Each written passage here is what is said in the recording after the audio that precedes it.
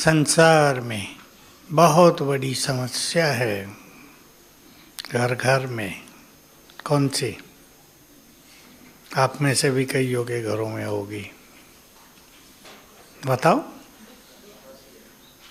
बोलो। और कुछ नहीं करते? नहीं, वो अलग चीज। घर घर में समस्या टकराव की, आपस में बनती नहीं। क्योंकि दो खेल इस समय सृष्टि पर चल रहे हैं। एक, कर्मों का प्रभाव, उससे कोई बच नहीं सकता, उसमें संपूर्ण न्याय है। कोई कहे बाबा को मैं तो सुना दिया और छूट गया। सुनाने से केवल हल्के होते हैं, छूटते नहीं हैं। एक खेल चल रहा कर्मों के हिसाब किताब लेने और देने का, और दूसरा खेल बहुत चल रहा उसी के कारण संस्कारों के टकराव का। घर घर में चल रहा है। जिस घर में नहीं चल रहा वो बहुत भाग्यवान, उसमें सभी पुण्य आत्माएं इकट्ठी हुई हैं। आगे मैं नहीं बोलूँगा उल्टी बात। जिनमें चल रहा है वो खुद सोच लें। तो क्या कहा बाबा ने इसका समाधान? अब बोलो, जो इसका उत्तर देगा वो बुद्धिमान।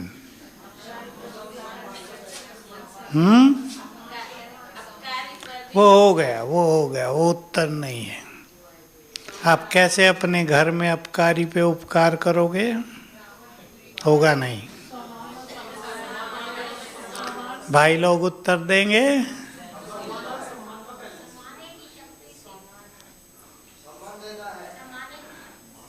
अब घरों में सम्मान देने की बात भी थोड़ी हल्की पड़ती है। बहू सास को सम्मान नहीं देती, इतने तक। बच्चे माँ को सम्मान नहीं देते। नहीं, उत्तर अभी नहीं है। आप सुनो उत्तर, सभी बुद्धिमान हो आप। उत्तर सुनो। दूसरों के ओरिजिनल संस्कारों के रूप में सबको देखो। क्योंकि वर्तमान जो हमें दिखाई देता है वो सबकी नीचे उतरी हुई स्थिति है। न जाने कौन क्या पाप कर्म करके आया है। मेरे पास तो आते हैं लोग रोज, मानसिक रूप से अति पीड़ित। देखकर ही लगता है, उनकी माँ को तो नहीं कहा जाता, और आत्मा अति विकर्मों से जूझ कर आई है। सताया है बहुतों को, इसलिए मन का सुख खत्म है। तो संस्कारों का टकराव एक बड़ी समस्या है संगठनों में, और ये जहाँ तहाँ होता है। जो संगठन इससे मुक्त हैं वो बहुत पावरफुल हैं, उनकी सेवाएं सुंदर होती हैं, बड़े बड़े काम सहज पूर्ण हो जाते हैं।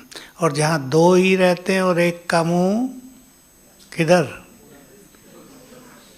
एक का मुंह दक्षिण में एक का उत्तर में, तो वहाँ न सेवाएं, न खुशी शांति संतुष्टता, न जीवन जीने का आनंद। क्या करेंगे? क्या करेंगे? पहली चीज, आज कुछ चीजें सबको करने का संकल्प करना है। पहली चीज, अपने को झुका कर चलना। दूसरा व्यक्ति बात नहीं करता, ईगो होता है मनुष्य में, अहंकार, वो करे पहले, वो झुके पहले। लेकिन महान वही जो झुके, जो अपने को महान समझे वो झुके, बात करे, सम्मान दे। भले वो सम्मान के पात्र हो या ना हो, आपको लगे ही नहीं क्या सम्मान दें, ये तो काम के ही नहीं है। लेकिन कुछ काम के तो हैं। किस काम के बताओ? सभी भगवान के बच्चे हैं, इसमें तो कुछ और सोचने की जरूरत ही नहीं। सब में बहुत क्वालिटी थी, उतर के नीचे आ गए हैं। सबके मूल स्वरूप को देखो, चिंतन करना है उस पे, केवल देखना नहीं, चिंतन। एक समय था ये भी देवता थे, तब ये बहुत सुखी थे, सुखदायी थे, इनके संस्कार बहुत सुखदायी थे, संपूर्णता थी। चिंतन करेंगे ऐसे। फिर जो बहुत अच्छे पुरुषार्थी हैं उन्हें एक अभ्यास करना, दिन में 2-3 बार भी कर लें। जिसको भी देखें उसके पीछे उसका संपूर्ण फरिश्ता स्वरूप देखें। पीछे खड़ा, यहाँ जैसे दिखाते हैं ना ब्रह्मा के पीछे विष्णु या श्री कृष्ण, ऐसे खड़ा है। एक बार भी रुक कर 10-20 को देख लो इस नज़र से। ये वर्तमान स्वरूप, ये इनका मूल स्वरूप, आदि संस्कार, ये ओरिजिनल संस्कार इनके। तो क्या फायदा होगा? बोलो कुमार। हमसे बहुत पॉजिटिव संकल्प उनको जाएंगे और हमारे सुंदर संकल्प ये शुभ भावनाओं में आप ही बदल जाएंगे। हमारे सुंदर संकल्प उनके मन में भी अगर हमारे पास लिए कुछ है वो बदल जाएगा। हमारी ये महान वृत्ति, इसको वृत्ति कहते हैं। वृत्ति, किस नज़रिए से हम दूसरों को देखते हैं, क्या एटीट्यूड है हमारे मन में। समझ गए ना वृत्ति किसे कहते हैं? हम देख रहे ये व्यक्ति बहुत गंदा है, ये बदलेगा ही नहीं, बहुत पापी है, ये हो गई निगेटिव वृत्ति। ये भगवान के बच्चे हैं, ये कभी देवता थे, इनमें बहुत खूबियां हैं, ये हो गई पॉजिटिव वृत्ति। शुभ भावनाओं की वृत्ति इससे बन जाएगी तो टकराव समाप्त होगा। घरों में आप जिसको भी बदलना चाहते हैं, मैं माताओं की समस्याओं का उत्तर दे रहा हूँ 3 मिनट में। आपका पति शराब पीता है, बच्चा शराब पीता है, उन पर ये प्रयोग करके देखो। प्रयोग क्लियर है माताओं को? पीछे वाले बताएं, हाथ उठा के उत्तर दो। नहीं क्लियर है अभी। आपके घर में किसी को गंदी आदतें हैं, 4-5 लोग ऐसे आ गए इस ग्रुप पे नीचे, माताएं आई, भाई जी, पति गैम्बलिंग, जुआ खेलता है, सब नष्ट कर दिया। एक तो आज ऐसी आई, सब कुछ नष्ट कर दिया। मेरे जेवरों पे नज़र थी, मैं अपनी माँ के घर छुपाई, घर बेच दिया, मेरी माँ का घर भी बेच दिया। मैंने कहा तुम्हारी माँ का घर उसने कैसे बेचा? जाके लड़ाई कर दी, बेचो मुझे पैसा चाहिए। मैंने कहा अब नंबर किसका पता? वो सोचने लगी किसका है। मैंने कहा अब तुम्हें बेचेगा। मैं हंसी की उससे, कहा उसे छोड़ के माँ के चली जाऊं? चली जाओ। इतना बुरा हाल। ऐसे में उस व्यक्ति को आधा घंटा योगदान देना और उसके मूल स्वरूप में देखना। माताओं ने समझा या सो रही हैं? हाथ उठाओ पीछे वाली जिन्होंने समझ लिया, और जग जाओ जिनको नींद आ रही है। खाना ज़्यादा खा लिया हो गई, आज ब्रह्मा भोजन है ना, टेस्टी। तो ऐसे समस्याओं का समाधान करना है। समस्याएं पति में जा रही हैं और समय, आज की मुरली से समय की रफ्तार बहुत फास्ट है, ये हमें पता नहीं चलता। जैसे संसार में जो लोग सुखी हैं उनसे विनाश की बात करो, वहाँ ये हो गया है, तो होता ही रहता है। उनको तब पता चलेगा जब उनके ऊपर आ जाएगी कुछ, अरे भाई बड़ा बुरा समय आ गया, तो विनाश के दिन आ गए हैं, बड़ी खराब दुनिया हो गई।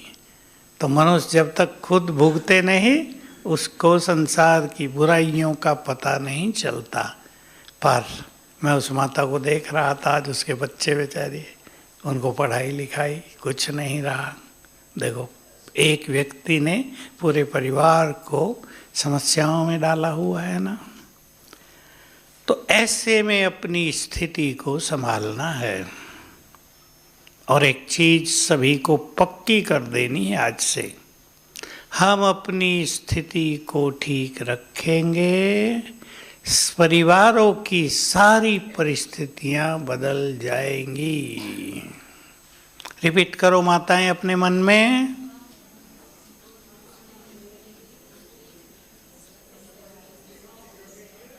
क्योंकि क्या होता है, जब व्यक्ति ऐसी परेशानियों में उलझ जाता है उसको समझ में कुछ नहीं आता। हम जानते हैं इस बात को अच्छी तरह, इसलिए उन बहनों पर मुझे बहुत दया आती है। ये बेचारी कहाँ तो योग करेंगी, मुरली पढ़ते हैं, बस पढ़ रहे हैं और अंदर कुछ नहीं जा रहा है, ऐसा हो रहा है। क्योंकि परिवारों की बड़ी समस्या, जिसको जीवन दिया पति, वो जीवन नष्ट करने पे तुल गया है और बिल्कुल नहीं समझते। मैंने कहा बहुत बुरा है क्या तुम्हारा पति? कहा नहीं, गुणवान पूरा, पर आदत पड़ गई गैम्बलिंग की। तो देखो सारे गुण छुप गए ना, नष्ट हो गए, उनकी कोई वैल्यू ही नहीं रही। ऐसी दो माताएं आई जो बोलती मेरा पति अति गुणवान है, हम तो धारण कर रहे जिन गुणों को, वो गुण उसमें पहले से ही हैं, पर बस एक ये बात ने सब कुछ नष्ट कर दिया है। तो माताएं ध्यान दें, समाधान आपके पास है। आ जाओ आगे, आ जाओ, पीछे वाले खड़े आगे आओ। समाधान आपके पास है। समझ गया कौन सा समाधान? बोलो कौन सा? अपनी स्थिति को अच्छा रखना। और याद करो बाबा का महावाक्य, स्वस्थिति अच्छी होगी तो परिस्थितियां बदल जाएंगी, और स्वस्थिति बनाने की विधि है श्रेष्ठ स्वमान। ये भगवान वाच है। श्रेष्ठ स्वमान से स्थिति श्रेष्ठ, स्थिति श्रेष्ठ तो परिस्थितियां आप ही बदलने लगेगी। अब देखो क्या होगा, उदाहरण ले ले इसी व्यक्ति का जो जुआ खेल रहा है, उसकी बुद्धि बदलने लगेगी, उसको अपनी जिम्मेदारियों का रियलाइजेशन होने लगेगा। मेरे 2 बच्चे भी तो हैं, मुझे परिवार पे तो ध्यान देना चाहिए। ये आपकी श्रेष्ठ स्थिति से दूसरों के विचारों में परिवर्तन आप ही आ जाएगा। यह है शुभ भावनाएं। तो बहुत पक्का कर दें, आज स्थिति संभालनी है। बाबा का बहुत अच्छा महावाक्य है, जो अपनी स्थिति संभालना जानते हैं वही विश्व को संभालेंगे। 2 युग तक संभाला है विश्व, पिछले 2 युग इस देव देवियां बनकर संसार को संभाला है। 4 युग संभालेंगे, लेकिन ये सब काम उनके ही द्वारा होगा जो स्वराज्य अधिकारी बन जाएंगे। स्वराज्य अधिकारी का अर्थ तो समझते हैं ना, अपनी स्थिति को संभालने वाले, अपने राजा, अपने मन के राजा, बुद्धि के राजा।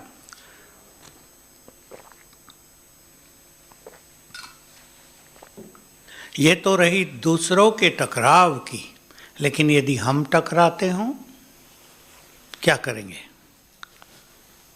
बोलो, उत्तर पहले आपको देना।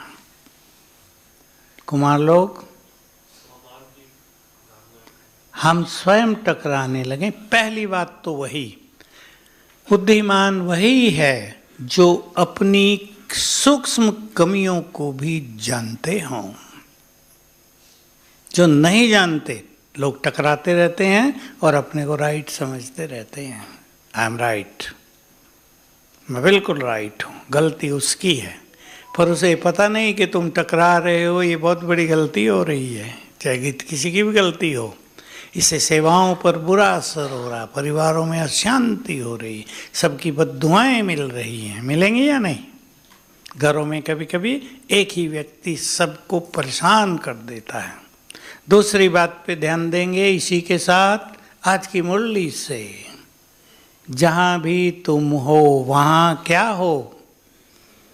रौनक। बहुत अच्छा शब्द बोला बाबा ने, रौनक हो जाए। जिस सेंटर में हम रहते हो वहां रौनक, जिस घर में रहते हो वहाँ रौनक, जिस डिपार्टमेंट में काम करते हो वहाँ रौनक। रौनक माना बहुत खुशी और आनंद का माहौल, जहाँ सबको जीने का मन करे, जहाँ सब हल्के रहें, कदम भारी न हो जाएं।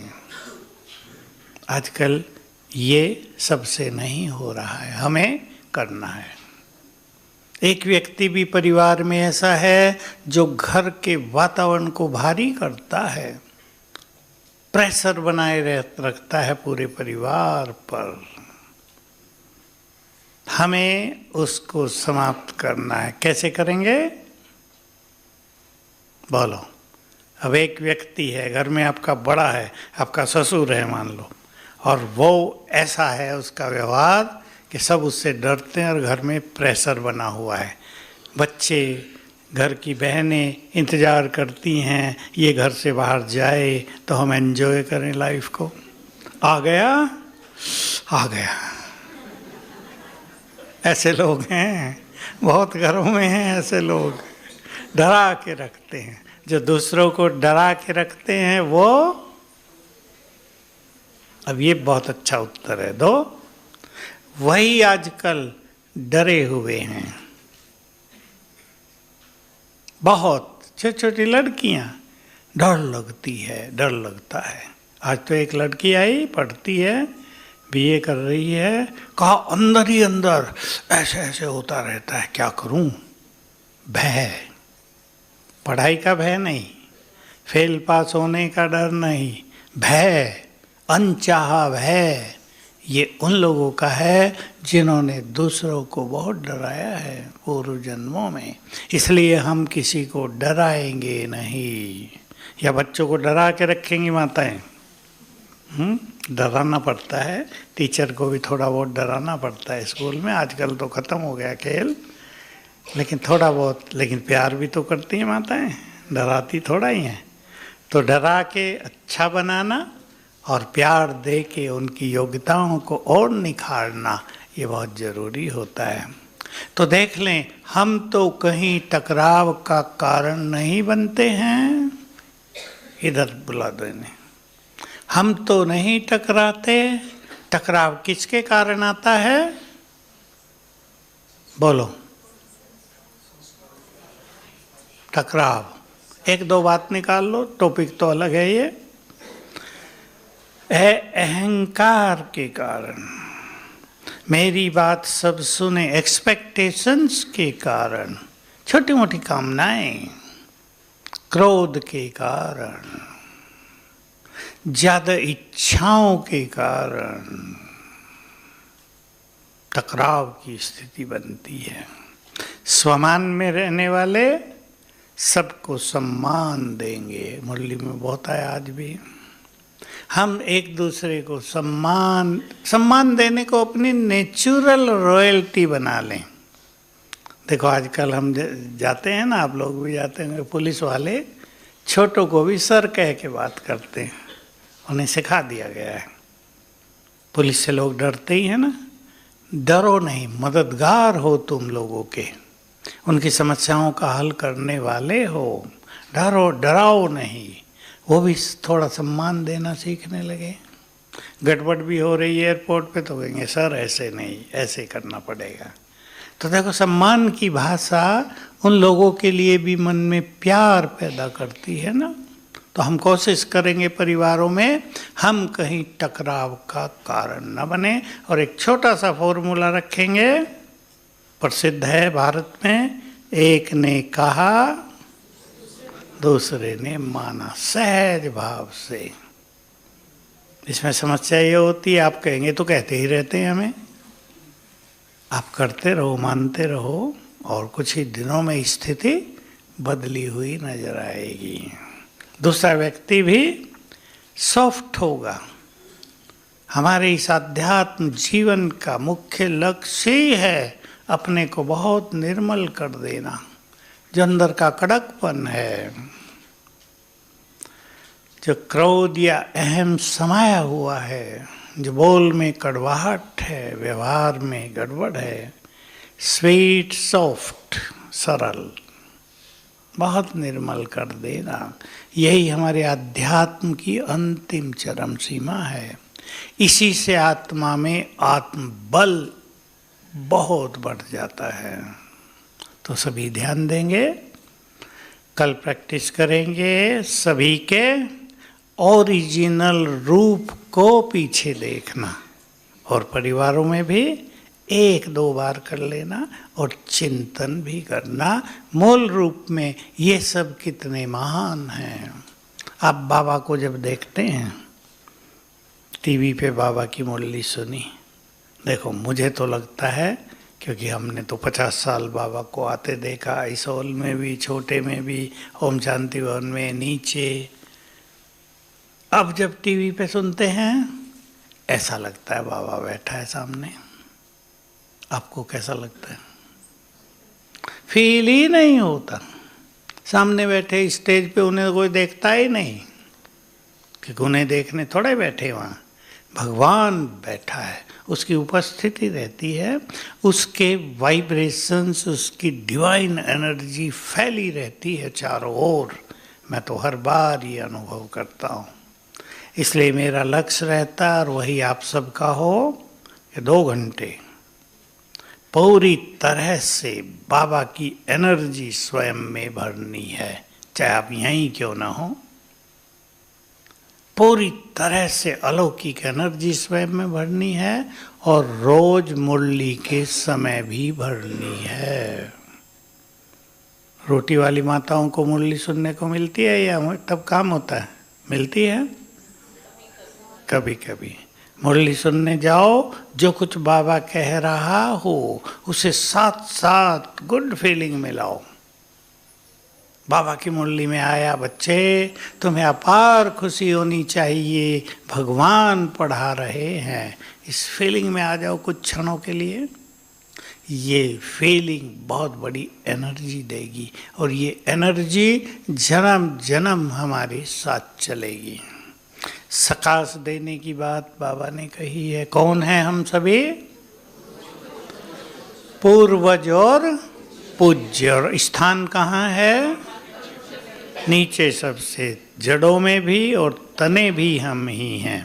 तना तो जैसे मकान का पिलर होता है, बीम डालते हैं ऊपर, देखो इन्हें बीम कहते हैं ये, और पिलर इधर इधर 5-7 लगे हुए, यहाँ मजबूत हो जाती है बिल्डिंग। हम कल्प वृक्ष के ही पिलर हैं, स्तंभ, जिन पे कल्प वृक्ष आधारित है। किसी पेड़ का टहना मोटा हो, जैसे पीपल के पेड़ का बहुत टहना मोटा, बड़ के पेड़ का, उसमें तो वो निकली रहती है, कितना मजबूत, कितना भी तूफान चले वो गिर नहीं सकता। हम जो तने हैं, जितने मजबूत हम होंगे उतना ही मजबूत कल्प वृक्ष रहेगा। अब कलयुग का अंत, दोनों चीज़ों पर विचार करो। कलयुग के अंत में सभी धर्मों की स्थिति कमजोर, तामसिक हो गई, धर्म रहे ही नहीं, नाम रह गया केवल। किसी भी धर्म वाले से पूछो जो धर्म के लिए उछलते कूदते हैं, कि अपने धर्म के 8 सिद्धांतों का भी पालन करते हो, सारे पीछे हट जाएंगे। उन्हें ये पता ही नहीं धर्म के सिद्धांत क्या हैं। किसी को पता है? बुरा ना माने तो कह दूं, भारत में सनातन धर्म के लिए कुछ दिनों से बात बहुत चलती है। जब से राम मंदिर बना अयोध्या में, लड़ने आते हैं लोग, तुम सनातनी नहीं हो, तिलक नहीं लगाते। वो समझने के मूड में तो होते नहीं तिलक कौन सा है असली। उनसे पूछ लेना, सनातन धर्म के 8 सिद्धांत बताओ और तुम उन्हें कितना पालन करते हो बताओ। हिंदी में कहावत है, बंगले झांकने लगेगा। जो आचार्य हैं सनातन के, उनको भी नहीं पता। और अगर दूसरा प्रश्न पूछ लो, सनातन धर्म की स्थापना किसने की थी, किसी को पता नहीं। थोड़ा बहुत उत्तर भी दें तो पूछो कब की थी, उसके सिद्धांत बताओ। जो कुछ उसमें है वो तो किसके जीवन में है? हमारे जीवन में है।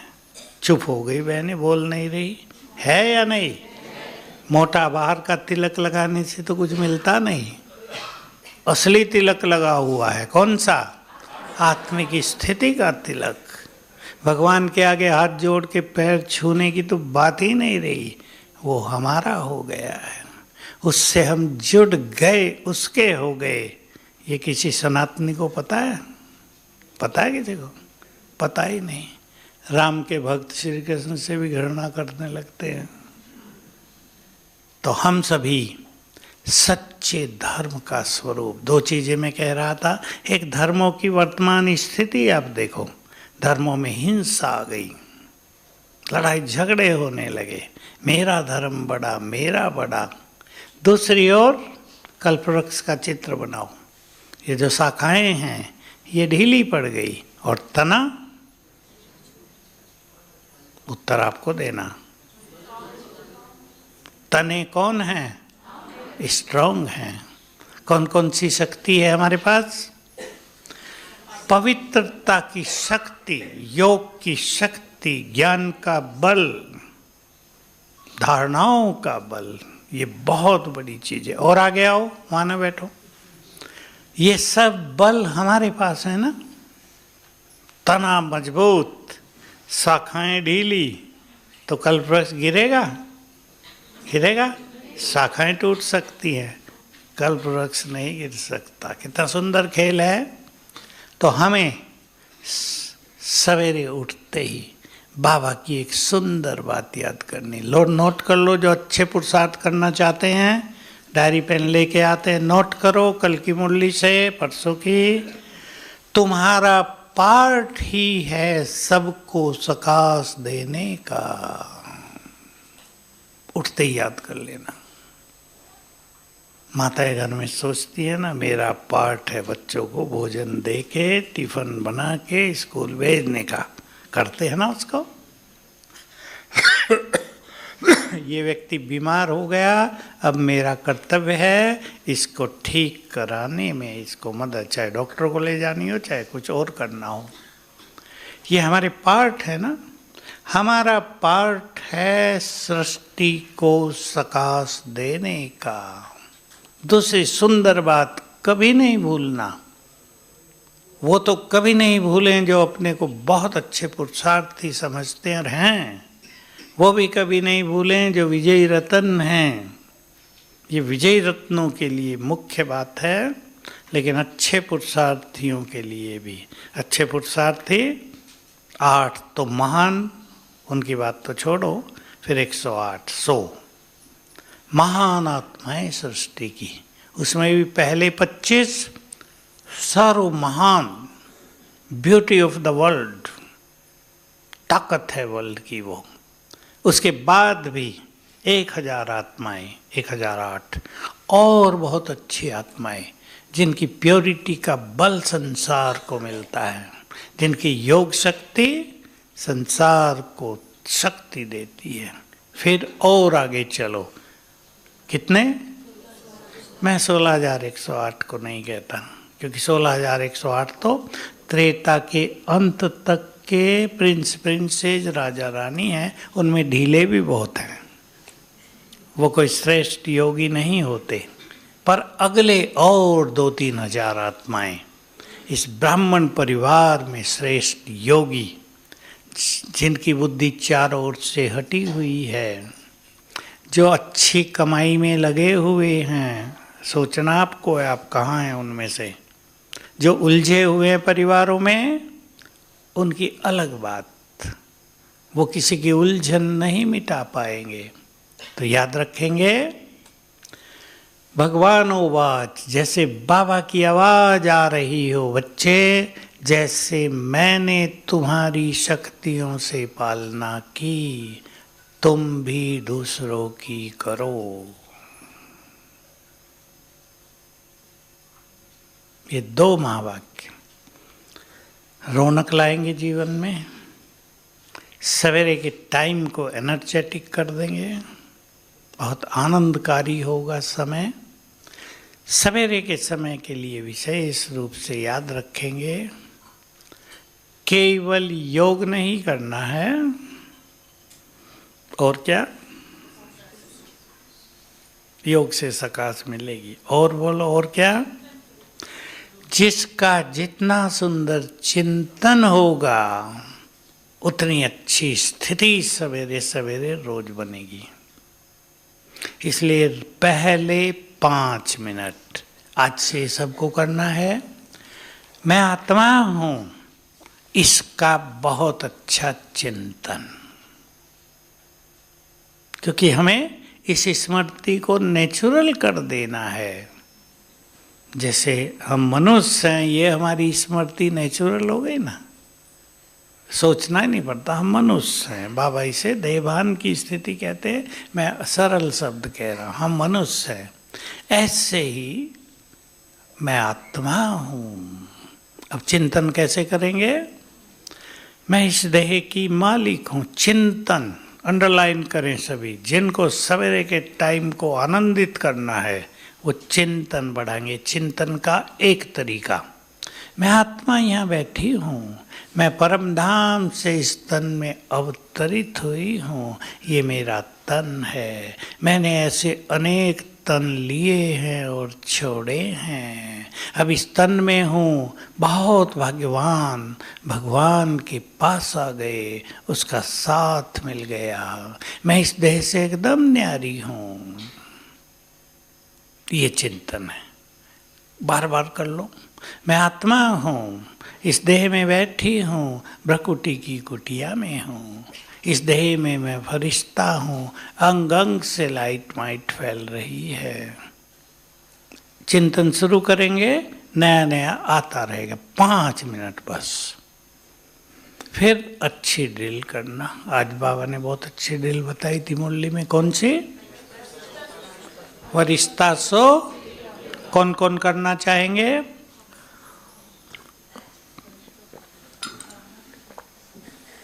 आज से ही शुरू करेंगे। आज से अपने सामने एक साइड में फरिश्ता रूप खड़ा करो, दूसरी साइड में देव स्वरूप चित्र बना दो। सामने हैं दोनों, बस ऐसे ऐसे। इधर मैं आत्मा इस तन में ब्राह्मण, इसे निकलकर चली। अब अपने को आत्मा देखेंगे, आत्मा जा रही है लाइट माइट फैलाती हुई, फरिश्ते के तन में बैठ गई। कुछ देर फरिश्ते के तन में, वहां से निकली, चली, देव शरीर में बैठ गई। फिर वापिस आई ब्राह्मण शरीर में। पहला राउंड। अब दूसरा। फिर मैं आत्मा यहां से निकली, मैं पवित्र आत्मा हूं। पवित्रता की किरणें फैलाते हुए प्रवेश कर लिया फरिश्ते रूप में। अब मैं पवित्रता का फरिश्ता हूँ, इस धरा पर पावन साम्राज्य स्थापित करने के लिए आया हूँ। फिर वहाँ से चली देव स्वरूप में। इस देह को छोड़ने के बाद मैं ऐसा देवता देवी बन जाऊंगी, प्रकृति की मालिक होंगी, अथाह धन संपदा होगी, स्वर्ग पर राज करेंगे। फिर वहां से चले यहाँ। 3 4 5 राउंड ले लो चिंतन के साथ। चिंतन बढ़ता जाएगा। मैं फरिश्ता हूँ, धरा से ऊपर, संसार के बंधनों से मुक्त, संसार को देने वाला, संदेश वाहक, निर्भय, बहुत पावरफुल फरिश्ता हूँ। फिर देव स्वरूप, कंचन काया है, लंबी आयु है, दिव्यता फैली है, स्वर्ग का सीन सामने ले आओ। ऐसे चिंतन के साथ ये ड्रिल करेंगे, योग बहुत अच्छा लगेगा। कई लोग ये सोच लेते हैं ये योग थोड़ा ही है। क्या विचार है आपका? ये योग का पावरफुल आधार है। इसी से देखो, एक है हमें योग अभ्यास करना, दूसरा है स्थिति को महान बनाना। अलग भी कर सकते हैं दोनों को, और दोनों जुड़े हुए हैं। जितना योग अभ्यास अच्छा होगा, स्थिति को बनाने का बल रहेगा। जो हम अच्छा करना चाहेंगे वो करेंगे। योग से परमात्मा सुख प्राप्त होने लगेगा, अथाह सुख। कलयुग के बंधन, रोग, शोक हटने लगेंगे। लेकिन ये स्वरूप धारण कर अभ्यास करने से अब जो फरिश्ते के गुण हैं वो जीवन में आने लगेंगे। जो देवताई संस्कार हैं वो जीवन में आने लगे, क्योंकि ये हम हैं ना, फरिश्ता भी देव भी हम। तो संस्कार बदलने लगेंगे, स्थिति महान बनने लगेगी। इसलिए ये ड्रिल बहुत अच्छी सभी करेंगे, इसका सुख लेंगे। और एक बड़ा फायदा ये ड्रिल करने से ये होता है, एकाग्रता बहुत बढ़ जाती है। एकाग्रता बढ़ी अर्थात योग में हम स्थिर हो गए। अथाह सुख, जिसको अतीन्द्रिय सुख कहते हैं, वो प्राप्त होने लगेगा। रूहानी ड्रिल हमें अलग अलग कर लेनी चाहिए। एक रूहानी ड्रिल और, मैं आत्मा इस देह में, कुछ देर के लिए 10 सेकंड का लक्ष्य रखो। फिर मैं पहुंचा सूक्ष्म लोक में बाबा के सामने, 1 मिनट वहां रहेंगे। बाबा से दृष्टि ली, बाबा का हाथ मेरे सिर पर आ गया, हाथ से शक्तियां देह में फैलने लगी। 1 मिनट लगाएंगे। फिर परम धाम में पहुंच गए, निराकार शिव बाबा के पास, निराकार स्थिति, बैठ गए वहां। बाबा की संपूर्ण एनर्जी मुझ में समाने लगी। फिर मैं आत्मा नीचे आ गई। 3 बार करो। जिनका योग अच्छा नहीं लगता वो 3-3 बार ये कर लें, योग अच्छा लगने लगेगा। 1 मिनट का ट्रैफिक कंट्रोल बचता है। 1 मिनट भी बहुत समय होता है। फरिश्ता सुदेवता ड्रिल कर लें। 3 मिनट का बचता है, तीनों लोकों की ड्रिल कर लें, सैर कर लें, तो बहुत अच्छी अनुभूति होगी। तो सकाश देने को अपना नेचुरल और शक्तिशाली कर्म बनाना है। अभी जहाँ हम जाएं, हमसे सकाश मिलती रहे दूसरों को। मैंने एक बात कही थी, आपको याद हो, हमारा जीवन ऐसा हो जाए, चलते फिरते सबको सकाश मिलने लगे।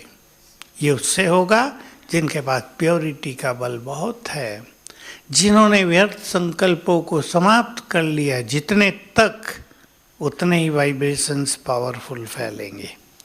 प्योरिटी अपनाने के बाद भी कई लोगों का व्यर्थ में समय बहुत जाता है, बातों में, तेरी मेरी में, गिराने चढ़ाने में। उनका प्योरिटी का बल समाप्त हो जाता है। उनकी प्योरिटी रह जाती है 0 वाट का बल्ब, जिसमें पढ़ने में भी कुछ नहीं आएगा, बस अंधेरा नहीं होगा। हमें अपनी प्योरिटी को संसार के लिए बल बनाना है। जो भी आप में से बनाना चाहे, कुमार बैठे हैं ना बहुत, हमने प्योरिटी अपनाई है तो उसको अपनी पावर बनाना है। Purity is the biggest power. Purity संसार के लिए पावर बन जाए, इसलिए और बातों में नहीं जाना है।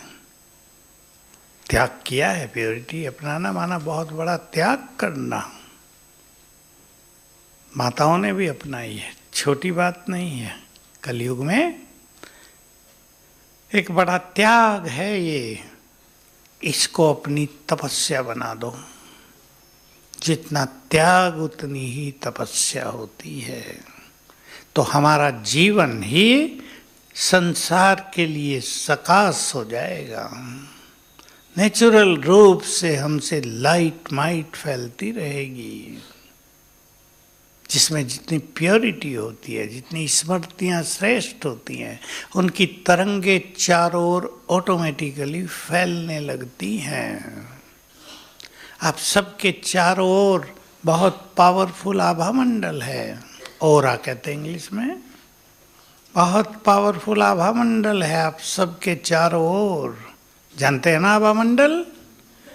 शक्तियों का घेरा, अपने को इस आभा मंडल के बीच में देखा करें। रोज एक बार कर लें, मेरे चारों ओर पावरफुल ऑरा है, इस आभा मंडल में मैं सुरक्षित हूँ। कलयुग के वाइब्रेशंस तो इसको काट ही नहीं सकते, पर हमारा ये ऑरा सकाश का निमित्त बनता है। और ऐसा समय आएगा जिनका ये ऑरा बहुत पावरफुल होगा।